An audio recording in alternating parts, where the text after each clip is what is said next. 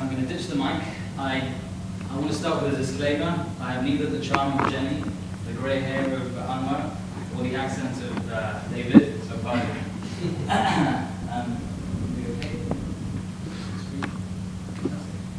Alright, a quick intro. Jenny's story resonates very closely to my heart for a reason. Once upon a time, I started a business, and the total investment at that point was $3,339. I remember that. It was all the money that I had. That business grew over time, and we're now a multi-million dollar entity that spans across 3 countries. I was 19, and that was 12 years ago. You do the math.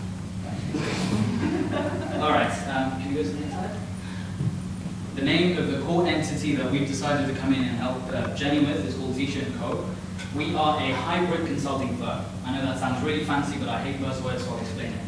We're part management consulting, part brand consulting, and part technologists. So we're the geeks that understand how to make things look good, and we know how to keep our eyes on the numbers. That's the name. Our client bases range all the way from the government of Dubai, from Dubai Tourism, Dubai Culture, all the way to Emirates Airlines, to the Qatar World Cup, PlayStation, down to Red Bull. So it's been a mixed bag. We're a boutique. When Jenny opened the door and spoke to me, I think she appealed to both me and the team on multiple levels. One, as an entrepreneur, I think what she's doing is phenomenal because A, she understands that the future of charity is not charity.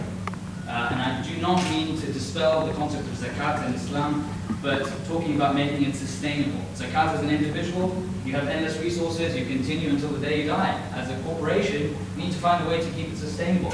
And I think that's what I love the most about Pie Slice, which then dovetails into the next concept, the culture of giving. I already touched on zakat very quickly. There is obviously an innate culture to want to give in the region. I've been in Dubai for 27 years. I've seen this firsthand. And I think what's interesting is that it's not about the number of resources available, it's about how many resources you can get to. And that bridge is something that really falls through into a bit of a black hole. We wanted to create something that was rooted in our culture, but our challenge was to commoditize it. Giving just isn't cool enough at the moment. Buying a t-shirt, I'm sorry, I'm just being very frank. It's not cool to give. And whether it's to lend your car or to give somebody 50 dirhams, our biggest challenge as a brand was to make it cool to want to give. And that's really what we decided to do with Pie Slice. The social media has turned us into monsters. And we overshare, we give too much information, we pry on other people's private lives. But what if you were able to turn that on its head and say, all right, if I share something with somebody in need, and if I'm able to tell 100 of my friends, suddenly the value of what I've shared amplifies 100 times. And so there is a silver lining in the cloud. And that's really where we decided to pitch our brand and to commoditize it. How do you make a brand out of an experience? And that's what we did with Pie Slice. Now, I'm not talking about others, I'm talking about greatness in general. No matter how awesome your product or service is, it doesn't necessarily mean it's going to sell itself. Somebody needs to show you a door which looks fantastic, that needs to be covered in velvet, and you need to open it, and there needs to be music from the heavens. And that's the concept of telling a story. And so we've decided to tell stories that resonate with real people. And who are these people? They're not random Joes, they are the youth. If you look at the number of people that are empowered with credit cards, theirs or their parents, it doesn't matter. And they have a willingness to spend that kind of money. For the price of a single t-shirt that you would potentially buy on Amazon, if you're able to change somebody's life and get your money back, could there really be a better proposition? And I think that's really the concept that we want to try and dispel through this. It's not about what microfinance is, it's a mini bank and it does really mini loans, but overall pots of gold is still pretty big. Can we carry through? So we decided to come up with something that looks anything but like a lending institution. And that's because we're not a lending institution. It's about creating a lifestyle. The colors were chosen for specific reasons. They denote very, very specific things. I'm not going to bore you with creative director crap. But I think and we needed to break it down into very small pieces of information that you understand. and then you're able to then explain to somebody else. If you can't explain to somebody else at the end of this press conference what PySlice is, then I'm sorry, but we've all failed.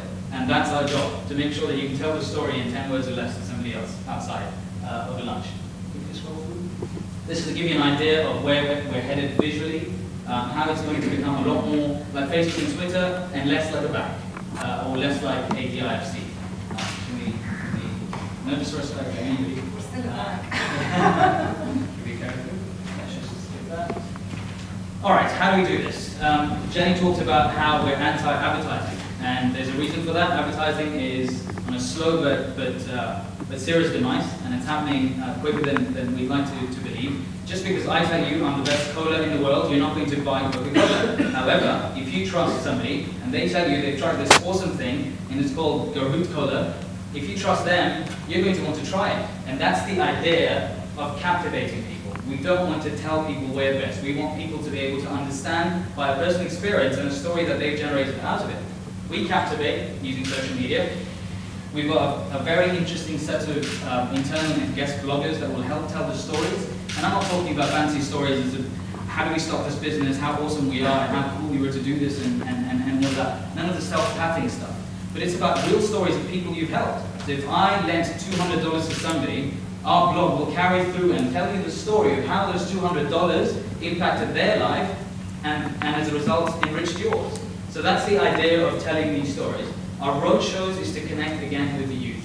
Roadshows are primarily designed to work in tandem with universities. We try and explain the concept of giving at that age and at that level, where the risk is low but the returns are actually quite high. And I'm not talking about monetary returns, I'm talking about ethical, emotional returns.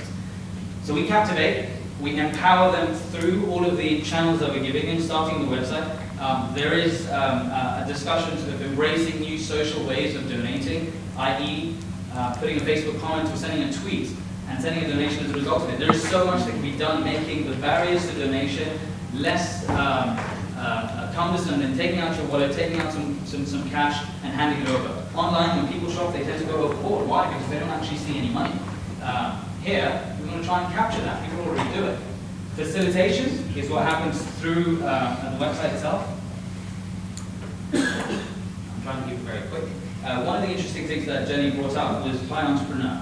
As entrepreneurs ourselves, and this resonates with us, we incubate and seed fund about 15 entities a year as part of something that we do.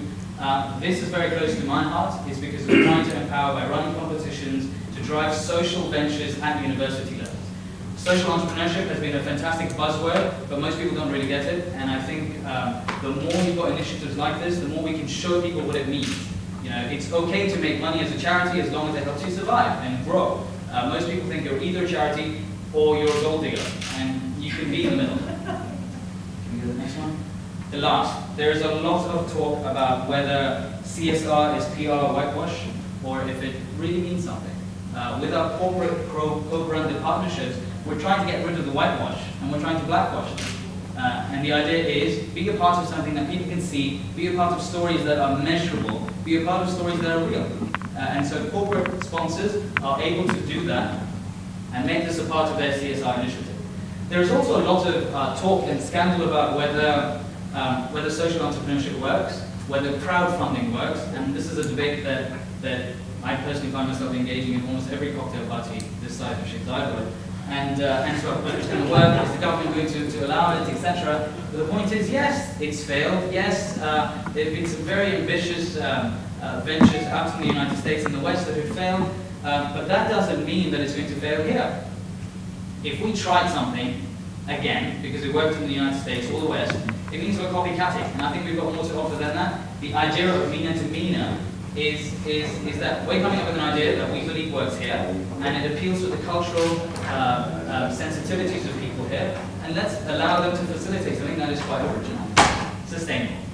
That's the last bit. If it doesn't make money, it's not going to carry on. There will be another press conference announcing a younger, cooler bunch of people that are talking about how PySlice failed a year ago, and we're here to do it better. The idea is because we make money, we're able to sustain this.